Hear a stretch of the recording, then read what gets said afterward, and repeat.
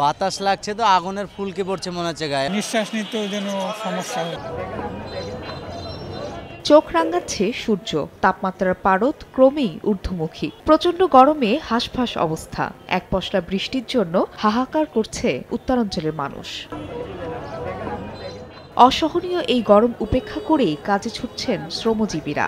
রমজানের মধ্যে তপ্ত রোদে হাঁপিয়ে উঠে কেউ বা আবার জিরিয়ে নিচ্ছেন রাস্তার পাশে গাছের ছায়ায়। চোখে মুখে পানির ছিটা দিয়ে প্রশান্তি খুঁজছেন অনেকে। গরম থেকে বাঁচতে ছাতা হাতে পথচারীরাও। রোদের কারণে দুপুরবেলা খুব প্রচন্ড কষ্ট হচ্ছে, ঘাম ঝরে যাচ্ছে আমাদের। নিঃশ্বাস নিতেও যেন সমস্যা হচ্ছে আর কি, এত তাপ। বাতাস লাগছে তো আগুনের ফুলকি পড়ছে মনে হচ্ছে গায়ে। রোজা রেখে তো খুবই অসুবিধা, তারপর গরম বাহির হওয়া যাচ্ছে না। 1, 2, 3 ঢাকায় জমি জিতে নিন 100% ক্যাশব্যাক সহ 20 কোটি টাকার পুরস্কার।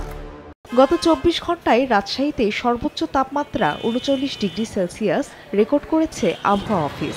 সহসাই এই অঞ্চলে বৃষ্টির সম্ভাবনা নেই বলেও জানানো হয়। কোনো বৃষ্টিপাতের সম্ভাবনা নাই। এই তাপদাহ মোটামুটি 2-1 দিন আরো থাকতে পারে। এছাড়া তীব্র দাবদাহে হাসপাতালগুলোয় বেড়েছে ডায়রিয়া সহ নানা রোগে আক্রান্তের চাপ। বেড ছাপিয়ে মেঝেতেও চলছে চিকিৎসা। ফাহরিয়া ফারজানা, সময় সংবাদ।